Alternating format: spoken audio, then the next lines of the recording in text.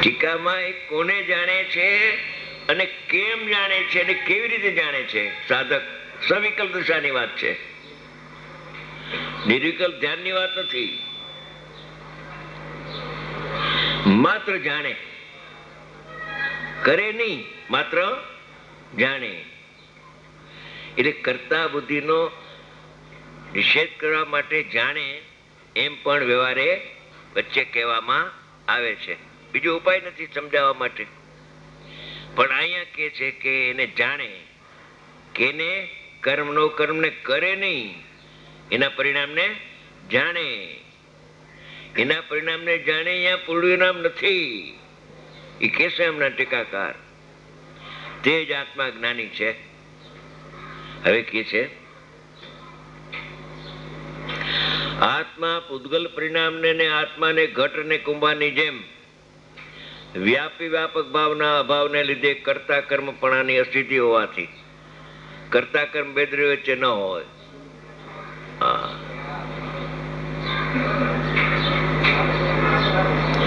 જેમ બેદરી વચ્ચે કર્તા કર્મ ન હોય એમ બેદરી વચ્ચે જ્ઞાતા જ્ઞેય ન હોય. જ્ઞાતા અને જ્ઞેય પણ અહીંયા છે. પરંતુ હવે કે છે, જો આપણી વાત હવે આવે છે આધાર ઉમાં આવ્યું ને કે કરતા નથી કર્મનો કર્મનો, પણ માત્ર જ્ઞાની એને જાણે છે. એ લક્ષણ કયું છે જ્ઞાનીનું, કે જ્ઞાની કેમ ઓળખાય? જો ઉપર છે 75 ગાથાની ઉપર મથાળો. હવે પૂછે છે કે આત્મા જ્ઞાન સ્વરૂપ અર્થાત જ્ઞાની થયો એમ કઈ રીતે ઓળખાય? કેમ કે 5 મહાવ્રતના પરિણામ તો છે એની પર્યાયમાં. મુનિરાજ લખે છે, આ મુનિની મુખ્યતાથી વાત કરતા બધું સમજાઈ જાય કે 5 મહાવ્રતના પરિણામને કરે કે ના કરતો નથી, તો શું કરે કે એને જાણે. એને જાણે એટલે કેવી રીતે જાણે? એની સન્મુખ થઈને જાણે, કે આત્મા સન્મુખ રહેતો થતો એને જાણે, કે એને જાણે કે જ્ઞાનને જાણે? એ બધી વાત આમાં છે, 2 લીટીમાં કહેશે. તેનો ઉત્તરરૂપ ગાથા છે. હવે કે છે માત્ર, પરંતુ માત્ર પૂતગલ પરિણામના જ્ઞાનને, એટલે રાગને, આ પૂતગલના પરિણામ જે રાગ છે 5 મહાવ્રતના, એના જ્ઞાનને, રાગના જ્ઞાનને જોજો. જે અલ્પ વિરામ છે, પૂર્ણ વિરામ નથી. પૂતગલના પરિણામના જ્ઞાનને આત્મા કર્મપણે કરતા, એટલે રાગ જણાય છે જ્ઞાનમાં, એ જ્ઞાન આત્માનું કર્મ નથી. આગળ કે છે, આ તો અધ્યાત્મ વિદ્યા છે ને. કાલ તો બહુ વાત આવી ને, આત્મા પરને જાણતો નથી, બસ આખી દુનિયા પરને જાણે છે એમ કે છે.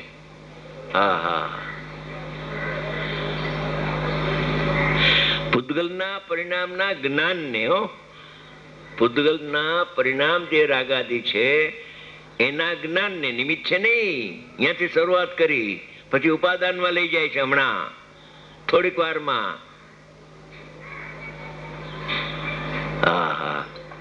એના જ્ઞાનને આત્માના કર્મપણે કરતા, એ આત્માનું કર્મ કાર્ય થયું. પૂતગલ પરિણામનું જ્ઞાન એ આત્માનું કર્મ, પણ એ કર્મ ક્યારે થાય એ હમણાં આવશે 1 મિનિટમાં. આત્માના કર્મપણે કરતા એવા પોતાના આત્માને જાણે છે. જે જણાય છે એને જાણતું નથી જ્ઞાન. જે રાગાદી જણાનું જ્ઞાનમાં પ્રતિભાસ થયો, પ્રતિબિંબિત થયો રાગ, એને જ્ઞાન જાણતું નથી. એના સદભાવમાં પણ જ્ઞાન આત્માને જાણે છે, સવિકલ્પ દશામાં પણ જ્ઞાન આત્માને જાણે છે, રાગને જાણતું નથી.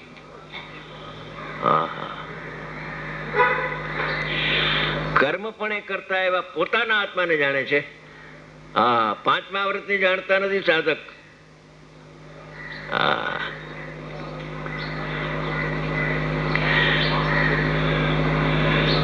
તે આત્મા અકર્મથી અત્યંત ભિન્ન. કર્તા કર્મ સંબંધ તો નથી, પણ એની સાથે જ્ઞાતા જ્ઞેયનો સંબંધ પણ એને નથી. જ્ઞાન આત્માને જાણે છે ત્યારે જ્ઞાનને આત્માનું કર્મ કહેવાય. જ્ઞાન જો રાગને જાણે એકાંતે, તો એ જ્ઞાન આત્માનું કર્મ ન કહેવાય, એ તો અજ્ઞાન થઈ ગયું. અત્યંત ભિન્ન જ્ઞાન સ્વરૂપ થયો થકો જ્ઞાની છે. આહા, નિમિત્તપણે ભલે પૂતગલના પરિણામ નિમિત્ત છે જ્ઞાનમાં, એ વખતે નિમિત્ત ભલે હો, પણ નિમિત્ત જણાય છે, ઉપાદાન જણાય છે. નિમિત્તના સદભાવમાં ઉપાદાન જણાય છે. નિમિત્તને હટાવવાની જરૂર નથી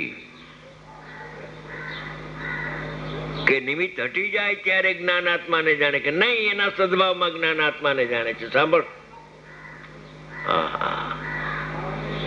તને શલ્ય થઈ ગયું છે ઉપરને જાણું, ઉપરને જાણું. અજ્ઞાની વાત સાચી હશે કે તીર્થંકરની વાત સાચી હશે? સંતોની વાત સાચી કે અજ્ઞાનીની વાત સાચી? અજ્ઞાની અજ્ઞાની પરસ્પર મળે, હા બરાબર પરને જાણે છે, હા બરાબર પરને જાણે છે, નકર એકાંત થઈ જશે. હા હા, આમ કરી કરીને પરસ્પર 11મી ગાથામાં કહ્યું છે વ્યવહારની વાત કરતા. હા હા, જીવોને ભેદરૂપ વ્યવહારનો પક્ષ અનાધિકારનો છે. આ સમીસાર છે ને, લાવો ને કાઢીએ 11મી ગાથા. અમને ગુરુદેવે, અમે ભૂલા પડ્યા હતા ત્યારે 3 અઠવાડિયા સુધી અમને સમજાવ્યું કે આ એકને એક વાત અમે આવીએ ત્યારે જ આલીએ છીએ. શું છે? ખ્યાલ આવ્યો, અમારી ભૂલ બતાવે છે, અમે ફસાણા હતા નિમિત્તમાં. ગુરુદેવના પ્રતાપે બધું સારું થયું. હા હા,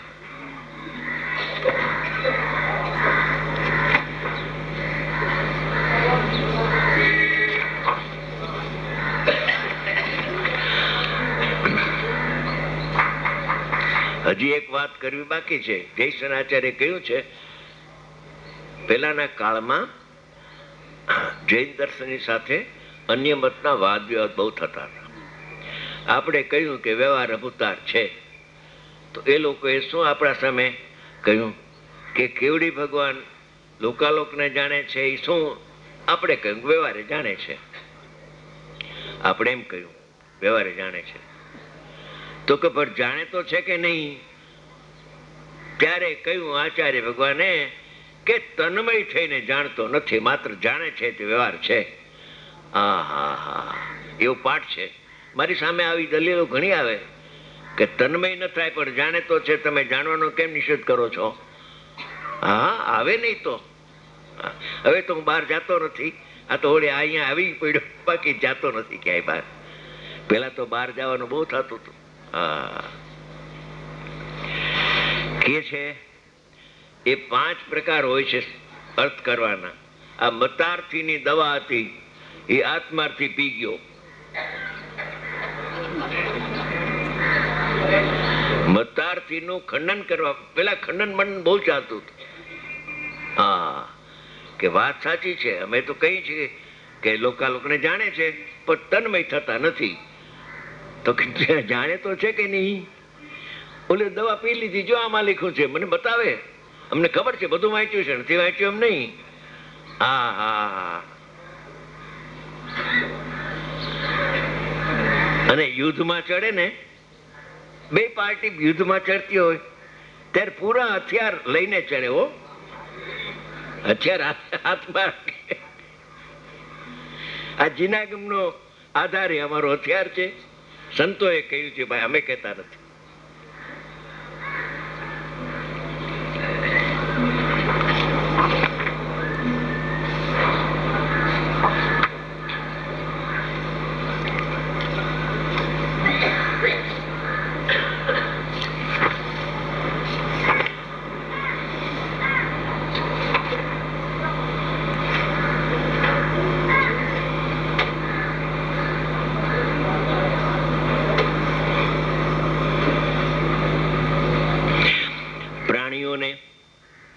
એટલે 10 પ્રકારના પ્રાણથી જીવતા હોય અજ્ઞાની જીવ, એને પ્રાણી કહેવામાં આવે છે.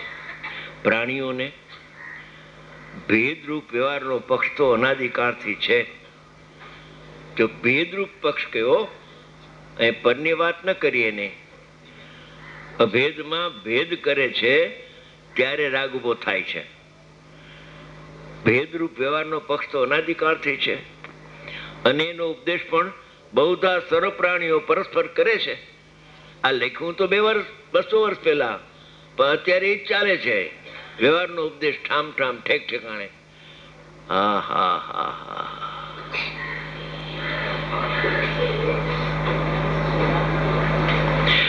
ઉપદેશ પણ બહુધા, મોટે ભાગે, બહુધા એટલે મોટે ભાગે, બધા નહીં, મોટે ભાગે સર્વ પ્રાણીઓ અજ્ઞાનીઓ પરસ્પર ઉપદેશ આપે છે.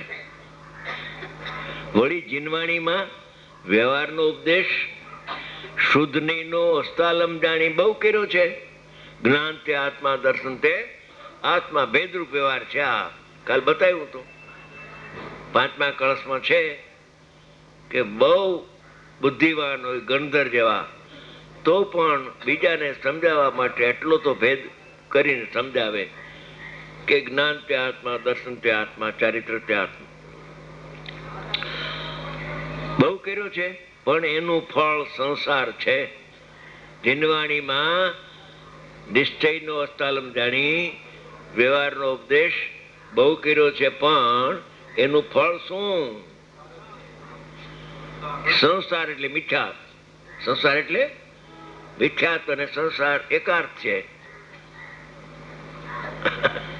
આ કુટુંબ કબીલા એ સંસાર નથી.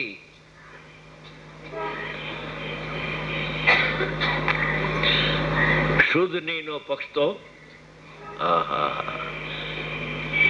ઓલો વ્યવહારનો પક્ષ અનાદિકાળનો શબ્દ વાપરો, અને આ શુદ્ધનીમાં એવું શબ્દ વાપરો. શુદ્ધનીનો પક્ષ તો કદી આવ્યો નથી કોઈ કાળે. શુદ્ધનીના પક્ષના 2 અર્થ છે. એક આત્માનો અનુભવ એને અનાદિકાળથી થયો નથી, પક્ષ એને અનુભવ થયો નથી. અને બીજું ભેદ જ્ઞાન કરીને અભેદ હું છું એવા સ્વવિકલ્પ સ્વસંવેદનમાં પણ એને ત્રિકાળ શુદ્ધ આત્મા છું, અકર્તા છું, અકારક અવેદક છું, એવો અપૂર્વ પક્ષ પણ આવ્યો નથી. ઉપર ઉપરથી પક્ષ આવી જાય. મને પક્ષ આવી ગયો, ભ્રાંતિ પણ કેટલાક ને થઈ જાય. પક્ષ ના આવ્યો હોય, કાચો પારો છે. આ શુદ્ધનીનો પક્ષ તો કદી, આજ સુધી કદી આવ્યો નથી, અને એનો ઉપદેશ પણ વિરલ છે. આત્મા પરને જાણતો નથી, જાણનાર જણાય છે. એવો ઉપદેશ તો વિરલ ક્યાંક ક્યાંક કલકત્તામાં ચાલે છે, બીજે ચાલતો નથી.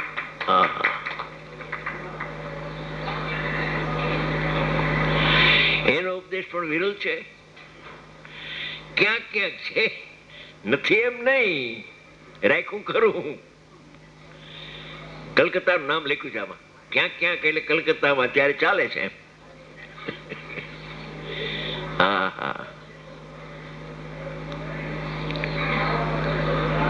ક્યાંક ક્યાંક છે, કોઈ કોઈ ઠેકાણે, ક્વચિત. તેથી ઉપકારી શ્રી ગુરુએ શુદ્ધનીના ગ્રહણનું ફળ, એટલે શુદ્ધ આત્માના અનુભવનું ફળ મોક્ષ જાણીને એનો ઉપદેશ પ્રધાનતાથી, મુખ્યતાથી દીધો છે આ શાસ્ત્રમાં. આવી વાત છે. વ્યવહારનો ઉપદેશ તો ઠામ ઠામ છે, શુદ્ધનો ઉપદેશ નહીં. શુદ્ધનો પક્ષ કદી આવ્યો નથી. પ્રમત અપ્રમતિ રહિત એવો શુદ્ધ ભગવાન ચૈતન્ય મૂર્તિ એકાકાર. હું પરમાત્મા છું, બસ હું પરમાત્મા છું, શુદ્ધ છું, સર્વથા શુદ્ધ છું. કથનચિત શુદ્ધ ને કથનચિત અશુદ્ધ હું સ્વરૂપમાં છે નહીં.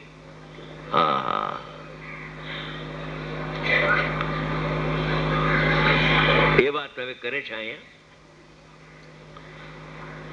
સવારથી 9 છે અને 5 મિનિટ બાકી હતી. 5 મિનિટ પછી કર્યું હતું. સવાર પછી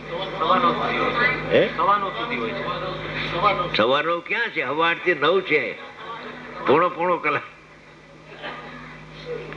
ભલે કાંઈ વાંધો નહીં, હવે તો થોડા દી છે ને, અને ચાલ્યું નકર અટકી જાત અમારા જો, અને તંદુરસ્તી બરાબર નહીં, પણ ગુરુના પ્રતાપે હા હા હા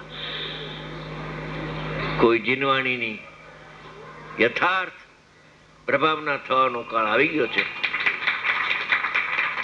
એટલે યુગલજી સાહેબની તબિયત પણ ઠીક છે, મારી તબિયત પણ ઠીક છે શારીરિક, એટલે ચાલે છે. કોઈ વખતે પણ બંધ થયું નથી, સવાર સાંજ બરાબર સ્વાધ્યાય ચાલે છે અહીંયા. હા, સારો કાળ છે આ.